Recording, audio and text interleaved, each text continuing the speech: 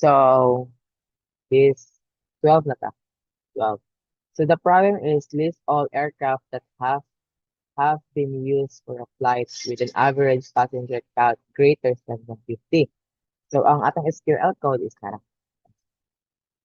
with flight passenger count at select M aircraft details, F flight ID count, P passenger ID as a passenger count.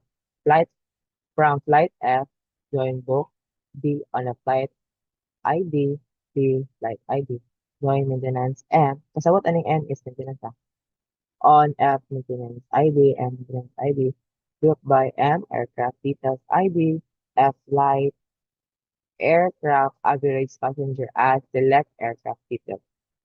Average, ang pasagutan ng AVG as average. Average passenger count as average passenger count. Okay? From flight passenger count, look by aircraft details ID, select aircraft details ID, AV, and aircraft name ID status. From active details ID from join aircraft average passenger AAP, pasabot ng AAP which is an aircraft average passenger.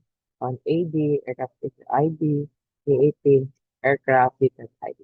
Where AAP average passenger count will remain. So para makuha natin ni siya, mabutangan siya, kaning atong SQL code, ato ra na siya copy-paste sa view. Tapos butangan siya create view, copy-paste code. So, dili na siya magawad. Tapos, sa atong store procedure, same ra gyapon, copy-paste ra gyapon na tong code. Tas, instead of create view, create procedure lang ato ibutang. Okay? Para padulong ta ani. Tapos, butangan natin siya og end, dash, og delimiter. Tapos, mo din siya magawa. Okay?